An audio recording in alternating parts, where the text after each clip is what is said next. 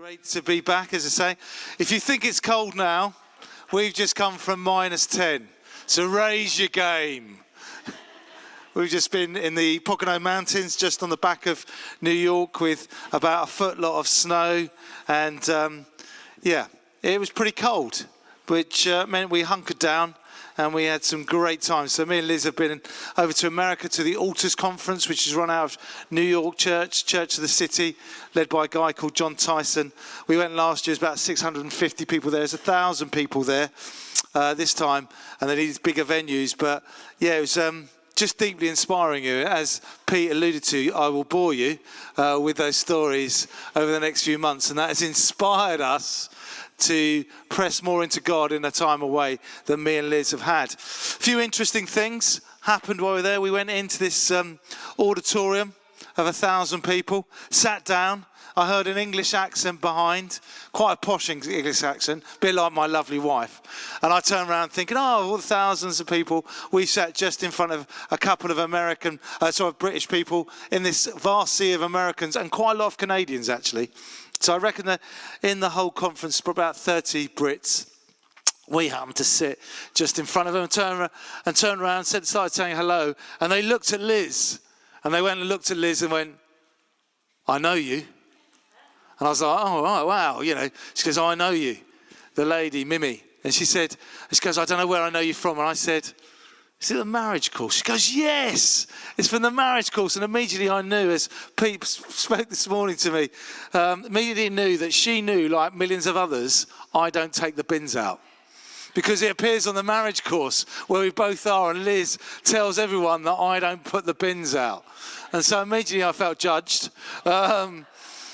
But they happened to run with another couple the marriage course for church in the city. So that was a coincidence. That made us feel at home as we sat down. And the next day we went in, and this time we didn't get near the front because we got too busy talking to someone else. Had to go up to the top tier of this auditorium, the Salvation Place in New York. And sat down next to these lovely two young men. Young, sort of in their 20s and 30s, and sat next, and Liz went to him, "Oh, where are you guys from?" And immediately, straight away, British accent. And they said, "Oh, we come from a place you'd never heard of. It's near this place called Brighton." And we went, "We may have heard of that." And they said, "Oh, we come from a town called Haywards Heath." I was like, "How extraordinary." And Liz went, "Oh, what church do you go to?" They go to King's, Mid-Sussex in Haywards Heath. And Liz went, "I know that church. My boss goes to that church. Do you know Nigel?" He said, "Yeah, I really know Nigel." And we actually, "What church? You look vaguely familiar too." And we went, "Oh, we're part of a church in Crawley in the town centre." "Oh, a friend goes there. Pete Barnes, his best friend." So we sit down, and all of these people, and suddenly in New York, we're made at home. And so that's just to say a couple of stories that mean nothing to introduce what I'd love to talk about this morning. What I'd love to talk about this morning is we've been on this journey in January and in the beginning of February of speaking about this discover the joy of a Jesus-centered, consecrated life. Wake up. And so is that a nice motif? Is that a nice thing that we just step into and talk about for January, and then a little bit of February, and then we forget? Is it just we've got to think of another strapline to talk about for the next year? Well, it's not. It's something we need to resubmit to. We need to press back into again and again throughout the year. Many of you know that we've been on a journey for 3 years of Exodus 14:14, which is stand still and let God do the fight. Of being in places of encounter with Jesus. Places where Jesus does the transformation alongside us rather than us trying to do it under our own strength. And we've been talking about consecration and holiness being set apart for 3 or 4 years. And so what I'd love us to do today is to take a step of the journey of not burying some of our dreams in the ground, not giving up in February like most of our New Year's resolutions have become a distant memory, but actually continue to resubmit again and again to Jesus. To the joy of a Jesus-centered, consecrated life, and to wake up. And part of that waking up is we are so easy to go asleep. Be that in a sermon. Liz, do I say, well, it was one moment. Anyway, well, I'll seek forgiveness. At the Altars Conference, there was a moment when I think my wife was so connected to Jesus, she'd gone asleep. But we need to wake up. We need to be present. To be awake means to be fully alive. And quite often we go to sleep in our faith. We go and become comfortable. And actually we switch out and switch off. And we don't actually need Jesus. And so we've been in a journey in January. We started with us gathering as a staff team initially to have a retreat at home. And then we had an extraordinary time of prayer and fasting and evenings of encounter. I'll never forget the Wednesday night. I've got to keep remembering myself how God moved in that place, with a place of confession and a place of sanctification and consecration. And I have to say, if I'm brutally honest, any gains that I made in that prayer and fasting may have disappeared in New York regarding my waistline. That was an amazing time. And then for a few days, we went on as HDB staff leadership teams to Summit, which was up in Coventry. And we listened to Jay, who's leader of the Vineyard movement, and he spoke to us about often not sitting in the chair of responsibility and actually being distracted and drifted away from what God has called us to be by really nice, attractive other stuff. And so on places I could be called to another job when things are tough here, and you start looking and living your life somewhere else. Or someone could come with an offer of another space or another opportunity, and I think, I could go there. And actually encourage us to resubmit to our calling here. And I guess that's part of where we've been sort of speaking into as we've done these weeks of January. And then I spoke at the end of January about joy. About Jesus, the joy bringer, at the wedding feast at Canaan. That brings the joy. He is the Lord of the feast. He's a bit distracted in that, if you remember what he's saying. He actually speaks to his mum in a way you'd never speak to your mother. He says, woman, my time is not now. But you'd never speak to your mother like that, as I said. I'd get a clip round the ear. But actually, Jesus is thinking about his death. Because he brings the joy because he's died for us. And so we need to live in that joy of his death, his resurrection, and his ascension. And we spoke about that. And I spoke a little bit more about joy the following week. And I hope when the Watoto Choir, and my thanks to all those who organised it while we were away, I hope it did bring joy into the church. And you celebrated. And you almost had a taste of the mission field here. Of the joy that is in the Global South Church, which is the fastest growing church in the world. And then we've been away just to reflect, to step back and wonder what that actually means for us. I wonder what moment you are in your faith. I wonder what space you're in. Having had those January month of reflection and pause, has it been snapped away? Has it been taken away straight away? Has it been like the seed on the hard path that's just gone? Are you feeling tired?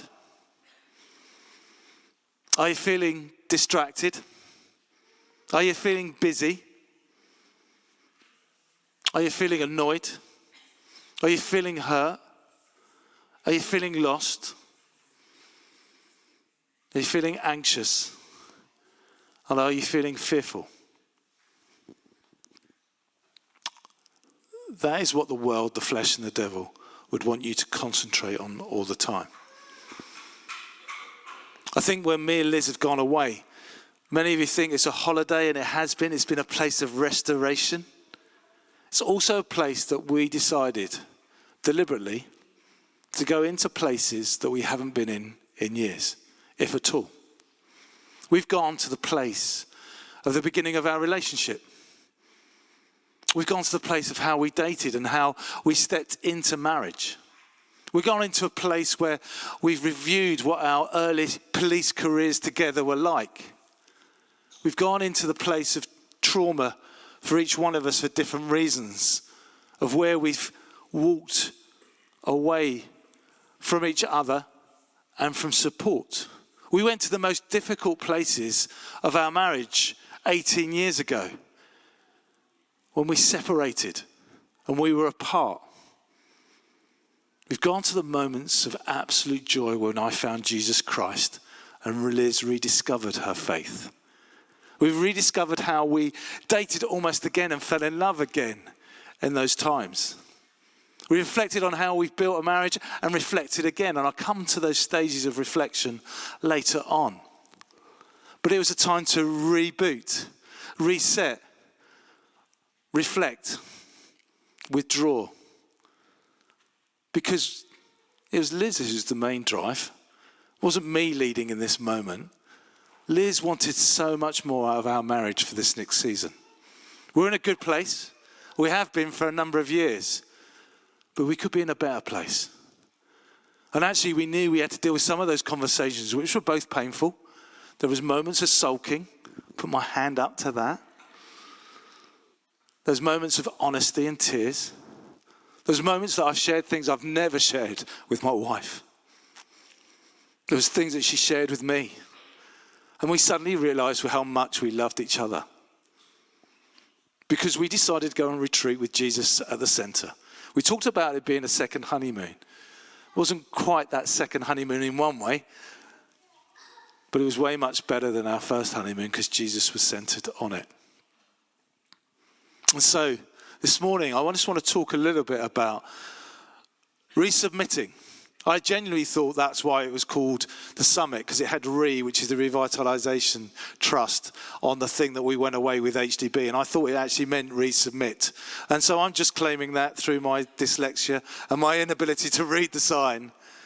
But actually, when we were prayed for as a couple before we went, the word we got from the person praying for us, who knew little about our situation, was, you're being called to resubmit. Resubmit. And sit in the chair of responsibility.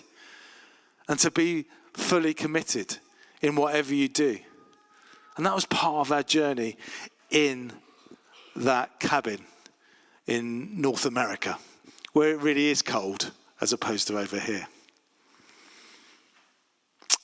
I think it's something we're called to do lots of times as the people of God in this place, in our journeys.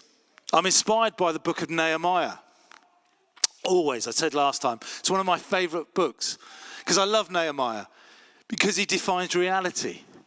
Part of our life is we get so busy in the next things we do as a church. We go on to the next programs. We go on to the next alpha. We go on the next social mission. We do the next things without actually reflecting and allowing the space for the grace of God to come into our lives. And Nehemiah goes and defines reality. Part of me and Liz for this new season is going to define that reality. For couples that are going to get married, it's about defining reality and preparing. For marriages that are expecting children or have just had children, it's a time you should spend time to reflect, resubmit to one another, and spend time. I'd really suggest you do it yearly. I think in the 8 years that we've led this church, we haven't done it enough. It's a place you go and revisit some of the painful places, but invite Jesus in because you want to get to a better place. So Nehemiah, when he turns up, having been the cupbearer in Babylon, 1,000-mile journey with all the logistics and the best probably spreadsheets of the time with all the cedars coming from throughout the kingdom of Babylon. He gets to Jerusalem and his first task is to go out and ride around the walls and see what destruction is there. And then halfway through the rebuilding, when he gets the people of God working together on mission, halfway through that journey, suddenly discouragement, distraction comes in from the north to the never eat shredded wheat, north, the east, and the south. Comes distraction from other people that criticize and distract him, and they discourage. And again, Nehemiah, as I spoke about before, had to reset, reboot, resubmit to the vision that he's been given. In the same way, in the book of Samuel, 2 Samuel, David becomes king. The people of God have got so lost that they need a king, and they have Saul first, and he seems to be a man of God. He looks very tall and handsome, and he comes and leads them really well, and suddenly he becomes full of himself, full of his power, full of himself, full of his direction. And actually he loses his connection with God, and he commits a sin against Samuel, who tells him to do something, and he doesn't do it, and suddenly he grieves the Holy Spirit, and the anointing leaves him. But then comes along David, a man after God's own heart, not the most perfect person in the world, if you read the story of David, but nonetheless someone who's committedly always stepping into, if you read the Psalms, to recommit, resubmit. Because the first thing he does as the king of the Israels was to bring the presence of God back into the center of his people. So he goes and gets the Ark of the Covenant. And we read that in 2 Samuel. He goes along and they start bringing it back because he's thought he's found the solution. Just bring the presents, it'll be all right. And then suddenly a Levite, Uzziah, touches the Ark of the Covenant and dies. He's a Levite, he touches it. It seems a little bit harsh. David's a bit angry. I feel a real sorry for Uzziah when I read that story. I think, well, he didn't know. But actually what it says is that David realizes that the people haven't consecrated themselves, haven't set themselves apart, haven't pressed in to bring the ark and the presence to handle the holiness of God. And suddenly there's 1,000 steps of consecration to bring the Ark of the Covenant back into the people. And so that's the Old Testament, where they need to stop, reset, reboot, and resubmit. David had to do it 1,000 times as they brought the Ark of the Covenant back. Nehemiah did it a number of times as he rebuilt with Ezra, and they brought the word of the Lord back into the center. And then you get the New Testament. It's not just there. Time and time again in the story of Jesus, he has to correct and bring his disciples back into his presence, back to focus. You know, one's front, Peter, he's got it nailed, isn't it? He says that, oh, you are the Son of God. You are Son of Man. You are the Messiah. And the next thing is that, get behind you, Satan. He has to reset, resubmit, reboot his own agenda. And then you get to the early church. Acts 2's happened. It's grown. The church has grown. Pentecost has come. So much is right. Then they have to reset. They have to get Stephen. I don't share any of the organizational skills of my biblical namesake. You know, he set up and he looked after all the widows and orphans.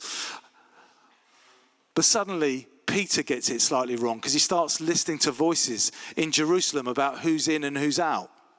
And the Gentiles and the first council of Jerusalem happens, and Paul has to come back and say to him, rethink, resubmit about this gospel being for everyone. And so I think there's moments in each of our lives that we need to reset, reboot, and resubmit. We get to do it every week at the 9 o'clock with the Eucharist. We get to do it at prayer ministry time at the 11 and at 6. But I think just as we end January and into the middle of February, as we go on, I think it's something that I need to do. And therefore I lead the church, so you join me on my journey. But I think it's something also that we all need to do together, is resubmit to the Lordship of Jesus Christ in our lives. It's a daily submission. It's a weekly submission. And for us, sometimes a symbolic one, termly or different times. It's a time to restock, reevaluate. I've done it a number of times in my life. Sometimes with Jesus, sometimes not.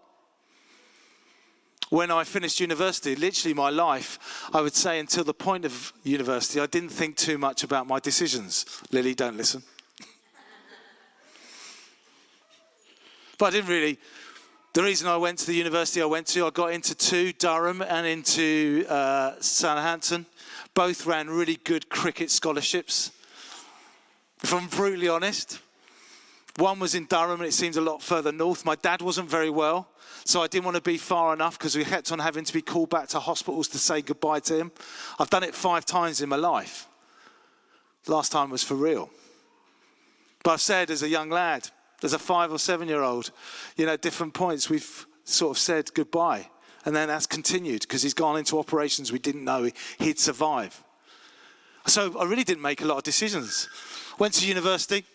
Only because St Anton, because it was near, ran a good cricket scholarship, and my history teacher, Mr. Washtail, who's one of my greatest influences of life, went to St Anton University. That is the scope of my decision-making process. I didn't even think about not going to university. It was just in the class that I was in at school, the thing you did. It wasn't the thing you did in relation to my family, none of my family. I come from working class stock from South London. None of them went to university. But I didn't make any decisions to go. And when I played cricket and that ended, I didn't make a big decision about where I was going to go next.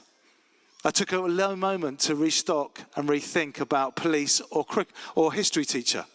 And as I was told many times, the police pays a lot more than history teaching at the time. There's a pause, a moment. I didn't really think about it. I just carried on, driven. Then between 1992 and 2007, I just worked and worked and worked and worked and worked and worked. Even when I got together with Liz, it carried on, the work carried on, and there was little time to reflect. Until 2007, I was forced, as many of you know, to take 6 months off after a heart attack at the age of 36 because of stress and because of bad decisions.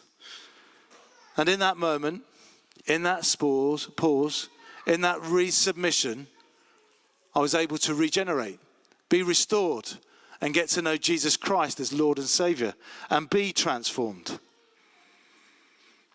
And then, as we've gone on, we've had a few other times. There was a moment we did a 30-day retreat as a whole family, a whole month. We stepped out of church, we stepped out of ministry, and we deliberately pressed into Jesus. We went to live in a different house. We got spiritual guidance while we were there. And we gave pause and time to reboot and reflect. To be honest with you, even at the point of going to theological college, that wasn't a time of reflection. It was a time of formation. It was only in 2016 when we were asked to lead this revitalization church and go to St. Peter's Brighton, that I spent a year of reflecting of what kind of church I'd like to lead. Well, silly was I. It wasn't about what I'd like to do. It was all about what Jesus wanted to do. And so that was a time to resubmit, refocus, and reflect. And then from then on, we've kind of kept going. We've had those times and pauses in January. We've had times that we've reflected in different ways and not drifted. But really, in ministry, we've kept on going until this point. And I've sort of reflected in the last couple of weeks, in the last 6 weeks, as we've led in the last 7 to 8 years. What is the consequences of not having those times to resubmit, to reflect, to think about what and who we're following? What's the effect? I think I get tired. I think we get tired. I think we get critical. I think we get cynical. I think we get stuck in patterns that are of the world and not of His. I think the fire that was in my belly when I came to faith, when I went into ministry, can sometimes be diluted and put out by fear of people, fear of man, fear of others. I can feel that I can be controlled by others in different ways. I can worry about what someone might think about me, what this person might do. And so I think it's time to resubmit, to know what the fear of God is, to not be fearful of the world, but fearful of God in a good place, because He is loving and He is kind and He is gentle. And so I think the discover the joy of a Jesus-centered, consecrated life is about reflecting, restoring, and revisiting again and again our journey to rediscover. I think we see it throughout the Bible of people discerning the moment, like Moses, like Nehemiah, like Jesus, like St. Paul, and wake up. Wake up to what is important in our lives. Wake up to Jesus being the center. The church in the West, I have bored you by saying, is in such decline that the Church of Scotland will be closed in 40 years' time on its current trajectory of decline. And all the programs, all the praises, all the property we can have won't make that go away, that decline. And while we're away, someone said in a conversation, some churches might have to close. I was like, no, we've got to keep them all open. And I suddenly reflected and said, some churches have lost their first love, which is Jesus. And the book of Revelation has quite a lot to say about those kind of churches that are lukewarm, that are not iron sharpening iron, but are just being blunted by one another. And quite often that can happen in an institution of a church. A movement of the church, if you research it, will see that the movement of the church goes. And it's when disciples are discipling people almost immediately. It's when the hunger for Jesus comes. People get to know Jesus and then go and tell someone about Jesus, bring someone to Jesus and disciple them in Jesus. What happens is that the institution grows and it actually bluntens the people of God to do what they're called to do.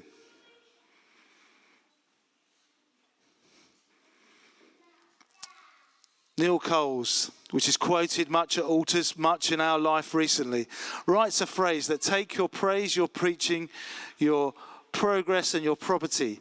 If your disciples are fearful, anxious, passive, needy, consumeristic, and not radically obedient, your church is not on fire and lukewarm. And so we've not had that here. We've had so many people encourage us and step in, but I think the danger is if you don't submit, resubmit, press into Jesus, then we have a danger of being lukewarm. And so, I want to briefly look at Genesis 11, 27 to 32. If you have that on the screen, that'd be great. This is the account of Terah's family line. Terah became the family of Abram, Nahor, and Haran. And Haran became the father of Lot. While his father Terah was still alive, Haran died in Ur of the Chaldeans, in the land of his birth. Abram and Nahor both married. The name of Abram's wife was Sarah, and the name of Nahor's wife was Milcah. She was the daughter of Haran, the father of both Milcah and Iscah. Now, Sarah was childless because she was not able to conceive. Terah took his son Abraham, his grandson Lot, son of Haran, and his daughter-in-law Sarah, the wife of his son Abraham. And together they set out from Ur of the Chaldeans to go to Canaan. But when they came to Haran, they settled there. Terah lived 205, and he died in Haran. He died in Haran. If you've got a Bible, you're taking notes. I want you to write or underline, don't let your walk with Jesus die in Haran. Don't let your walk with Jesus die in Haran. Don't let your dreams be buried in Haran. What does that mean? Terah was the son of Nahor, was a descendant of Shem, son of Noah. He had 3 sons. The story comes after Noah, after the Tower of Babel, after the 6 begets of generations. And then we get the story of Terah. Terah comes from Ur. And we learn throughout that he is very rich. Because if Abraham was very rich, then Terah must have been very, very rich. Because Abraham got 2 lots of the allotted inheritance of Terah, which meant he was rich. Then one went to Lot, because Haran, his son, had died. One went to the other son. And therefore, Terah was a really rich guy. And he set off from the city of Ur, and he journeyed on. And it doesn't say that he heard from God like Abraham or Abraham to come. But it does say that he set off with a journey destination. He set off with, which would have been a risky thing at the time, taking all his very rich possessions, all his cattle and his sheep. He took on a journey. And so it came with a cost to leave Ur. But somewhere along the line, he gets stuck. And he never gets to Canaan. We don't read it in the Bible, but it's assumed by the fact that he was due to get to Canaan, that something made him stop at Haran. That might have been the grief of losing a son. That might have been a fear of going on.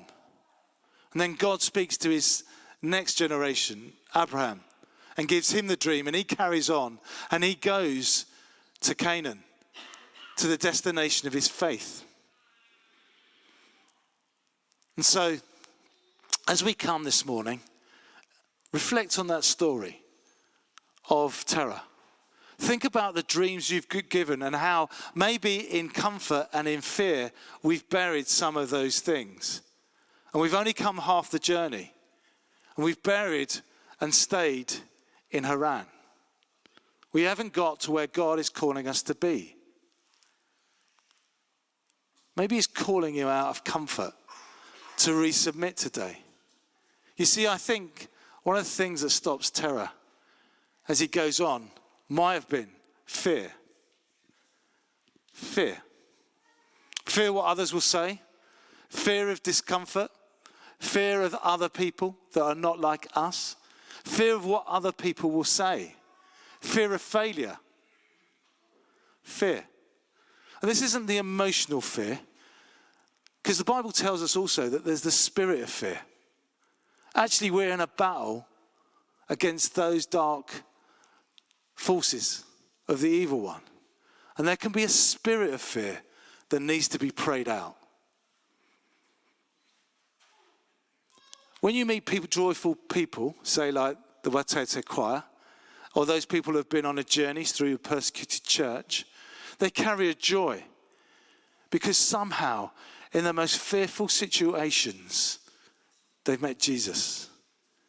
And the spirit of fear has left. And the spirit of peace and calm has come. And so, today, let's not bury our dreams. Let's not get stuck at Haran. Let's not move on to Canaan and the promised land. Let's keep on the journey. I think one of the things I reflected in the last 12 days is that one of the reflections Liz loves about me is that I'm intense. There is no half measures. I'm not wishy-washy about stuff. If I'm all in, I'm all in. And sometimes I can get stuck in Haran and go, I'm all out. I'm done in. I don't want to go on. And so, I am intense about Jesus. I do enjoy talking about his discipleship, his movement, his prayer. I love when I have conversations when you tell me you've dreamt about him, you've read about him, you've inspired me. And I need to wake up with each other. We need to keep awake. If you read the book of Isaiah, and I have done while we've been away, he says numerous times, wake up, O Zion. And so, what I found is that discipleship really matters to me. In September to December, I started a journey of Exodus 90 with my friends who are vicars, 3 of them. We started that journey. Exodus 90, as I said this morning, isn't a chapter in the Bible. Exodus doesn't go that far up. But it was a 90-day journey of Exodus freedom. It was run by the Catholic Church, and to some elements, I agreed with some of the stuff. I didn't agree with all the stuff. But what came out of it was a recentering, a resubmitting of my personal life, which enabled me to get to a space in January to resubmit my corporate life as a leader in the church. But it gave space and grace. What it was a number of spiritual disciplines over a journey of 90 days, included prayer and fasting, included cold showers on 2 days. That is unbelievable. Didn't shower those days. No, I'm joking, I did. Didn't shower for long. I do a lot of my thinking in the shower. There wasn't a lot of thinking going on then. But I also had daily reflections, and I touched base with my prayer quad every day. Every day I shared what I was struggling with. I wrote my why at the beginning and reflected and resubmitted that why halfway through, and then ended with my why. My why, I won't read out this morning, but it involved being a better husband, a better dad, a better leader, a better friend, a better disciple maker. And I was dissatisfied with the church and how cynical I'd become. And that was my why. And I really, out of all of it, what were the things that I felt? I felt freedom from some of the things I carried and continued to carry. I felt friendship from my friends who prayed for me every day. And I felt faith rise. And so, I'm going to, having discussed with my prayer quad, we sort of looked at 90 days being too long. Actually doing 50 days might be a way to start. And actually to call it awaken and how we walk in the Spirit. I think I'm just going to talk to the men here just for a moment. I think the great stuff that Mickey and Stuart are doing with men's ministry is great. And we've talked about this. But I think one of the things we struggle with as men is having friends, true friends, that we know each other. Sometimes an unwritten thing we don't speak about. We really struggle with friendship. How do I know? Because I do. We really struggle to be fully known, really connected, and most of all, ask for help. And so, I spent a bit of time away, some times with my friends, and we've written what we think is a 50-day discipleship journey. It's not a program that's going to change your life. It just creates a space to enable Jesus to transform your life and wake up. It's not going to be the answer to all things, because Jesus is the answer, but actually it's a start. And so on the 1st of March, after the beer and Skittles night, I'm going to ask and invite anyone who'd like to join it who's a man. We're going to talk to Charlotte and Liz and to the women's ministry team and see where that goes into the next season. But actually speak to the men of the church. Because I think sometimes in church, we're actually called to wake up as men and lead ourselves better. Sometimes we can be dragged along to church by our wives. And actually it's for us to wake up spiritually, to be part of the journey together like me and Liz, to speak deeply to one another, where soul meets soul, where deep speaks to deep. I have never been in more painful conversations ever than the last 2 weeks, because I had to look at myself And because I had a loving wife, with Jesus in the room, we looked at those difficult conversations together, and his grace met with us. We are more in love than we've ever been. And a marriage is a power reflection to our relationship with Jesus Christ. And so, it might be only two of us, or it might be just me doing the journey for 50 days. It runs up to Lent. What it means is connecting with a group that you might be connected with in that time daily.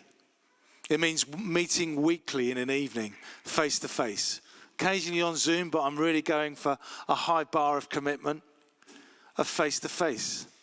Because we found in my journey with my friends, that was the place to connect most. And we'll have daily reflections for 50 days that we'll send out. And so, if you're interested in finding out anything more about Awaken 50, then email me. Or we'll put a link out and show you register.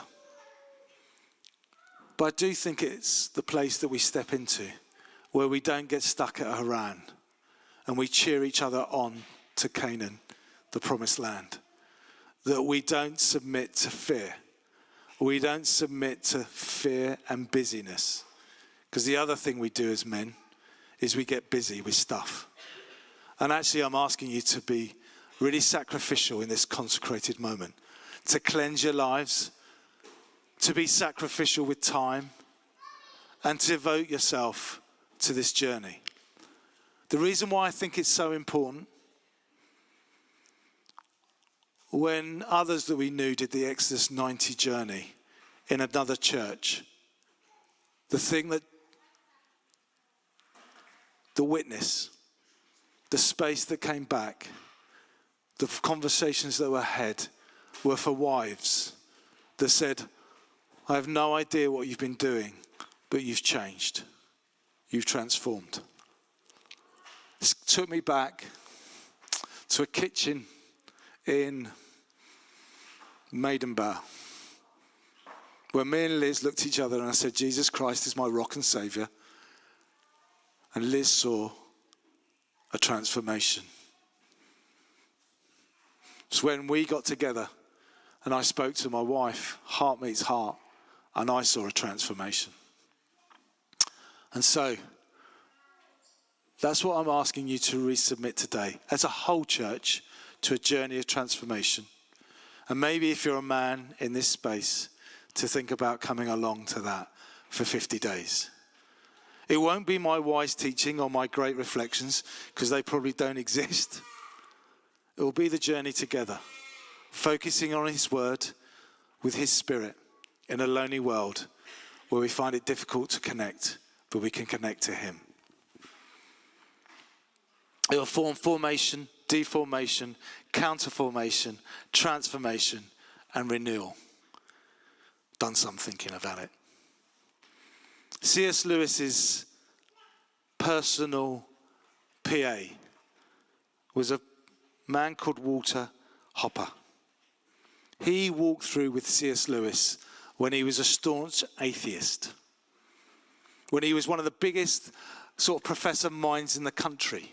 He also witnessed him wrestle with his faith or not faith in Jesus Christ. He also saw him come to faith. And what he said when they asked him, what is your reflections on witnessing that journey? He said, I have never seen a most thoroughly converted man ever. He had never met a more converted man ever. That's the promised land. Let's not get stuck at Haran. Let's submit every element, every part of our lives to God. So let's not the fear of submission, the spirit of fear, or the fear that is a sin, which is omission, stop us from stepping closer to Jesus. He's here. Are you? Shall we stand?